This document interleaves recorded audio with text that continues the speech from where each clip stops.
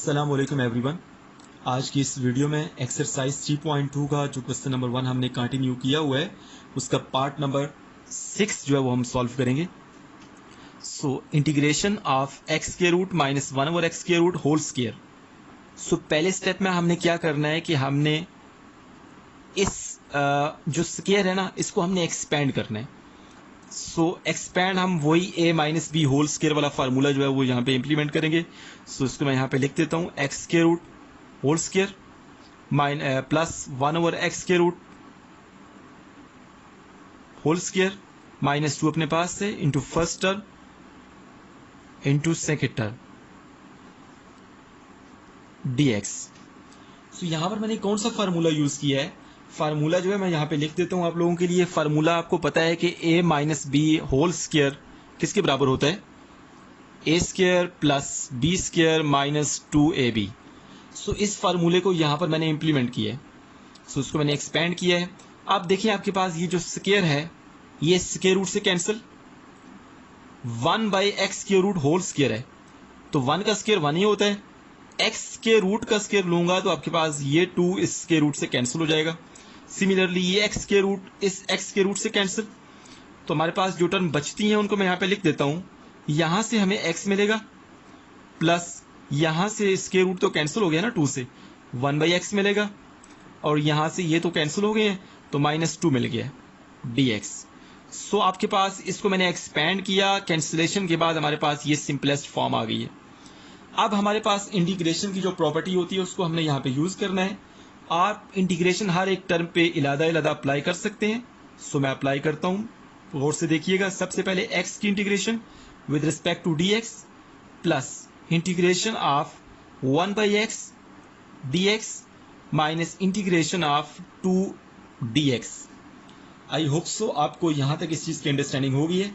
सो बच्चों अब आपके पास यहाँ पे x की पावर 1 है तो फार्मूला मैंने आपको पहले ही बताया हुआ है, integration x to raise power n dx किसके बराबर होता है, x to raise power n plus 1 divided by n plus 1।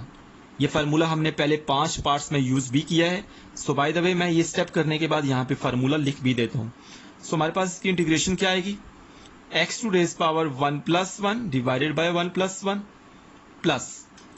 बच्चों एक फार्मूला मैंने और आपको लिखाया था कि जब आपके पास डिनोमिनेटर में फंक्शन हो और न्यूमिनेटर में उसका डेरिवेटिव हो तो उस एक्सप्रेशन की जो इंटीग्रेशन होती है वो नेचुरल लॉग ऑफ फंक्शन के बराबर होती है। सो यहाँ पर देखिए x आपके पास फंक्शन है और डिनोमिनेटर में फंक्शन है और न्यूमिनेटर में x का डेरिवेटिव 1 है, तो इसको मैं लिख सकता हूँ, इसकी जो इंटीग्रेशन होती है natural log of x minus 2 constant number है, 2 को इलादा कर दें और 1 यहाँ पे 2 इंटू 1 लिख सकते हैं ना। 1 की integration with respect to dx हमारे पास x आएगी प्लस c। सो अब इसको मैं सिंप्लीफाई करता हूँ बच्चों, जरा देखिएगा। x यहाँ पे 1 प्लस 1 2 हो जाएगा divided by 2 plus natural log of x minus 2x plus c। सो आपके पास ये जो है ना ये इस गिवन क्वेश्चन का रिजल्ट आ गया है। सो बच्चों यहाँ पे मैंने जो फार्मूले यूज किए हैं उनको मैं यहाँ पे आप लोगों के लिए लिख देता हूँ। सबसे पहले यहाँ पर मैंने इंटीग्रेशन 1 बाई एक्स जो है ना वो नेचुरल लॉग ऑफ x लिखा है, तो फार्मूला मैंने कौन सा यूज किया है, इंटीग्रेशन f ऑफ x अगर डिनोमिनेटर में हो और f प्राइम ऑफ x अगर न्यूमिनेटर में हो। ये मैंने फार्मूला आपको एक्सरसाइज 3.2 स्टार्ट करने से पहले आपको मैंने बता दिया था कि आपके पास जब भी इस किस्म का एक्सप्रेशन हो कि डिनोमिनेटर में फंक्शन हो और न्यूमिनेटर में उसका डेरिवेटिव हो।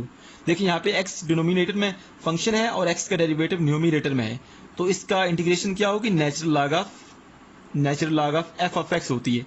ये जनरल फार्मूला है आपके पास। सो इस फार्मूले को यहाँ पे मैंने इंप्लीमेंट किया तो नेचुरल लॉग ऑफ x हमारे पास इसकी इंटीग्रेशन आ गई है। और दूसरा आपके पास जो फार्मूला था वो क्या था, integration x to raise power n dx this is equal to x to raise power n plus 1 divided by n plus 1 plus c। ये वाला फार्मूला मैंने यहाँ पे इंप्लीमेंट किया है। देखिए x की पावर n और n की जगह यहाँ पे 1 लिखा हुआ है तो 1 plus 1 divided by 1 plus 1। I hope so आपको ये जो क्वेश्चन है क्वेश्चन नंबर 1 का जो पार्ट नंबर 6 है इसकी अंडरस्टैंडिंग हो गई है। सो अभी हम पार्ट नंबर जो 7 है वो डिस्कस करेंगे। So part number 7, integration of 3x plus 2 divided by x square root dx। ये आपके पास जो डिनोमिनेटर में x स्क्वायर रूट लिखा हुआ है, क्या मैं इसको x की पावर 1/2 लिख सकता हूँ? क्योंकि आपको पता है कि आपके पास ये जो स्क्वायर रूट होता है यहाँ पे इंडेक्स 2 होता है, जिससे हम लिखते नहीं है, ये 1/2 के बराबर होता है। मैंने यहाँ पे लिख लिया, स्क्वायर रूट की जगह x टू रेज पावर 1/2 लिख लिया। अब जो नेक्स्ट स्टेप होगा उसमें हम क्या करेंगे कि ये जो डिनोमिनेटर में x टू रेज पावर 1/2 है, इसको इन दोनों टर्म्स से इलादा इलादा डिवाइड करेंगे। देखें ज़रा, मैंने डिवाइड किया। सबसे पहले 3x बाय x की पावर 1/2 प्लस 2 बाय x की पावर 1/2। अब हमने क्या करना है कि देखें यहाँ पे x की पावर 1 है और डिनोमिनेटर में x की पावर 1/2 है। दोनों की बेसिस जो है वो x ही है, पावर एक इकट्ठी कर सकते हैं क्योंकि ये पावर छोटी है, हाफ है, ये फुल है। इसको हम ऊपर लेके जाएंगे तो ये माइनस होगी ना। सिमिलरली ये वाली आपके पास जो x की पावर प्लस 1/2 है, ये ऊपर जाएंगे क्योंकि हम फ्रैक्शन खत्म करना चाह रहे हैं, तो ये ऊपर जाके x की पावर माइनस 1/2 हो जाएगी। देखें ज़रा, सबसे पहले इस पावर को मैं ऊपर लेके गया तो ये x की पावर 1 माइनस 1/2 हो गई, साथ 3 ऐसे ही रहेगा, प्लस 2 इंटू यहाँ से x ऊपर लेके जाएं तो x की पावर माइनस 1/2 हो जाएगी। अब आपके पास वन माइनस 1/2, इसको देख लें ज़रा।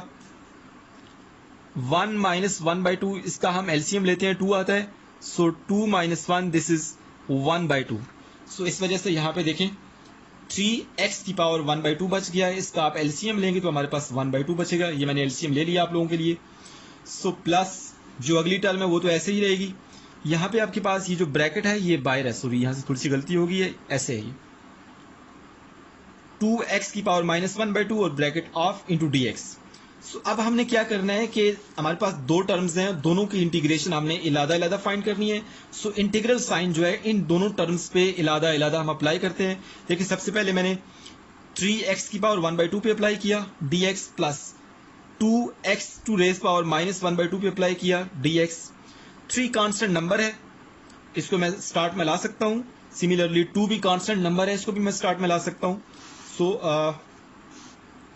यहां पर मैंने क्या किया कि 3 को स्टार्ट में लिखा है और हमारे पास integration x to raise power 1/2। आपने ये वाला फार्मूला यहाँ पे इंप्लीमेंट करना है, मैं आपको दोबारा से बता देता हूँ। x to raise power n dx किसके बराबर होता है? x to raise power n plus 1 divided by n plus 1 plus c। यहाँ पे हमारे पास n जो है वो 1/2 है, तो यहाँ पर आप 1/2 पुट करें n की जगह, तो यहाँ भी 1/2 आएगा और यहाँ भी 1/2 आएगा। इस चीज को मैंने यहाँ पे लिखा है, देख लें आप जरा। x to raise power 1/2 plus 1 divided by 1/2 plus 1 plus 2 हमने स्टार्ट में लिखा और यहाँ पे integration x to raise power minus 1/2 है, मतलब ये है integration x to raise power minus 1/2 dx और 2 स्टार्ट में है। इसकी इंटीग्रेशन क्या होगी? आप पावर में एक ऐड करें और उसी से डिवाइड करें। यही चीज मैंने यहाँ पे लिखी है, आप जरा गौर करें, ये मैंने लिखा है आप लोगों के लिए। अब हमने क्या करना है, प्लस सी भी हमने कर दिया जो कि कांस्टेंट ऑफ इंटीग्रेशन है। अब हमने क्या किया कि यहाँ पे इसका एलसीएम लिया 1/2 प्लस 1, तो ये 3/2 आएगा, 3/2 लिख लिया। सिमिलरली ये 1/2 प्लस 1, ये डिनोमिनेटर में 3/2 आ गया। यहाँ पे हमारे पास जो अगली टर्म है उसमें भी हमने ऐसे ही करना है। लेकिन यहाँ पे हमारे पास माइनस 1/2 प्लस 1 है, तो हमारे पास ये 1/2 बचेगा। माइनस 1/2 प्लस 1, ये भी 1/2 बचा। यहाँ पर हमने क्या करना है, ये 2 ऊपर जाके मल्टीप्लाई होगा।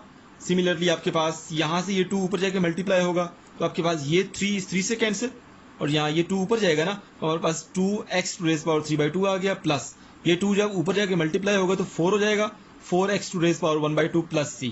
तो ये आपके पास जो है ये इस गिवन क्वेश्चन का रिजल्ट आ गया। आई होप सो आपको क्वेश्चन नंबर 1 का जो पार्ट नंबर 7 है इसकी अंडरस्टैंडिंग हो गई है। कोशिश की है कि मैं आराम से आपको समझाऊं, फिर भी अगर किसी को समझ नहीं आती तो काइंडली आप कमेंट बॉक्स में कमेंट करें। अभी हम पार्ट नंबर जो 8 है उसको डिस्कस करते हैं। अब हम बात करते हैं पार्ट नंबर 8 की। Integration y square root into y plus 1 divided by y with respect to d y, हमने इसको इंटीग्रेट करना है। फर्स्ट स्टेप में हम क्या करते हैं कि हमारे पास ये जो न्यूमिनेटर है, न्यूमिनेटर में हमारे पास दो आपके पास फैक्टर्स हैं, y square root into y plus 1। इन दोनों को मल्टीप्लाई करें तो आपके पास क्या हो जाएगा, जरा देखिएगा। वाई स्क्वायर रूट को पहले वाई से मल्टीप्लाई किया तो वाई स्क्वायर रूट देखिए वाई स्क्वायर रूट को वाई की पावर 1/2 भी लिख सकता हूँ into y, plus y square root को 1 से मल्टीप्लाई किया तो यहाँ पे वाई की पावर 1/2 आ गया। सो डिवाइडेड बाय आपके पास वाई आएगा डी वाई।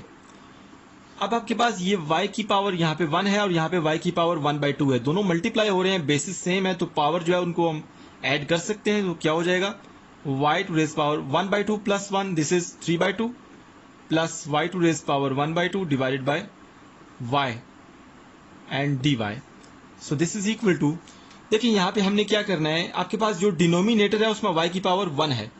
अब आपने इस y को इन दोनों टर्म से इलादा डिवाइड करना है। तो यहाँ पे क्या हो जाएगा जरा देखिएगा, सबसे पहले y की power 3/2 divided by y plus y to raise power 1/2 divided by y dy।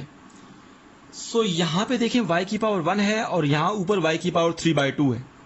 सो इस 1 को जब मैं ऊपर लेके आऊंगा तो -1 हो जाएगा, क्योंकि बेसिस सेम है तो पावर को हम इकट्ठा कर सकते हैं यहाँ पर भी और यहाँ पर भी। तो ये क्या होगा जरा मैं आप लोगों के लिए लिख देता हूँ, जरा देखिएगा, y to raise power 3/2 -1 plus y to raise power 1/2 -1 dy। देखिए यहाँ पे फ्रैक्शन है, दोनों की बेसिस जो है वो y है, तो पावर को हम इकट्ठा कर सकते हैं। ये 1 जब ऊपर जाएगा तो 3/2 -1 हो जाएगा, मैंने लिख लिया है, प्लस अब y की पावर 1/2 है, यहाँ पे y की पावर 1 है, ऊपर जाएगा तो 1/2 -1 हो जाएगा, तो यहाँ पे मैंने लिख लिया है। सो अब मैं इसका एलसीएम लेता हूँ। सो यहाँ पे ले लेता हूँ 3/2 -1, जब मैं इसका एलसीएम लेता हूँ तो 2 आता है, 3 - 2 दिस इज 1/2। सो यहाँ पे 1/2 आता है। सिमिलरली यहाँ पे हमारे पास 1/2 -1 this is equal to 2 LCM आया, 1 - 2 दिस इज -1/2। सो मैं इसको यहाँ पे लिख लेता हूँ अब, integration y to raise power 1/2 plus y to raise power -1/2 dy। So अब आपने क्या करना है कि हर एक टर्म पर इंटीग्रल जो है वो इलादा से अप्लाई करना है। सो मैंने अप्लाई किया, सो क्या हो जाएगा y to raise power 1/2 dy plus integral y to raise power -1/2 dy। अब हमने क्या करना है कि फार्मूला हमने वही वाला यूज करना है। मैं फार्मूला यहाँ पे आप लोगों के लिए दोबारा से लिख देता हूँ। हमने जो फार्मूला पढ़ा था वो x के लिए पढ़ा था, तो वो फार्मूला y के लिए भी हो सकता है। अगर ऐसे हो y to raise power n dy this is equal to y to raise power n+1 divided by n+1 plus c। So यहाँ पे हमारे पास जो n है वो 1/2 है एक बार, और एक बार -1/2 है। देख लिया आप, एक बार y टू रेज पावर 1/2 है और एक बार y टू रेज पावर -1/2 है। तो इसी फार्मूले को हमने यहाँ पे इम्प्लीमेंट करना है। तो क्या हो जाएगा जरा मैं लिख लेता हूँ। पहली टर्म किसके बराबर होगी, 1/2 + 1 डिवाइडेड बाय 1/2 + 1 प्लस जो दूसरी टर्म होगी उसमें क्या होगा, -1/2 + 1 डिवाइडेड बाय -1/2 + 1 और plus c, that is constant of integration. So बच्चों अब मैं इसको जरा सिंप्लीफाई करता हूँ। y टू रेज पावर, देखिए यहाँ पे 1/2 + 1 दिस इज 3/2 और डिवाइडेड बाय 1/2 + 1 ये भी 3/2 आएगा, प्लस यहाँ पे हमारे पास -1/2 + 1 करेंगे तो y टू रेज पावर 1/2 बचेगा, डिवाइडेड बाय -1/2 + 1 तो 1/2 बचेगा, plus c that is constant of integration. So अब आपके पास ये जो 2 है ये ऊपर आके मल्टीप्लाई होगा, सिमिलरली ये वाला 2 भी ऊपर आके मल्टीप्लाई होगा। तो क्या हो जाएगा आपके पास 2/3 y to raise power 3/2 plus ये 2 जब ऊपर आके मल्टीप्लाई होगा तो ये 2 y to raise power 1/2 plus c हो जाएगा। सो आई होप सो आपको इस चीज़ की अंडरस्टैंडिंग होगी है कि आपके पास ये जो रिजल्ट है ये कैसे आया है। ये बेसिकली जो रिजल्ट है वो इस आपके पास क्वेश्चन नंबर 1 का जो पार्ट नंबर 8 है उसका रिजल्ट है। आई होप सो आपको ये जो तीनों पार्ट्स हैं इन तीनों पार्ट्स की अंडरस्टैंडिंग होगी है, पार्ट नंबर 6, पार्ट नंबर 7 और पार्ट नंबर 8। सो आज की इस वीडियो के लिए हम इतना ही करेंगे। जो मेरी अगली वीडियो होगी उसमें हम क्वेश्चन नंबर 1 के जो रिमेनिंग पार्ट्स होंगे उनको डिस्कस करेंगे। So thank you so much for watching my video.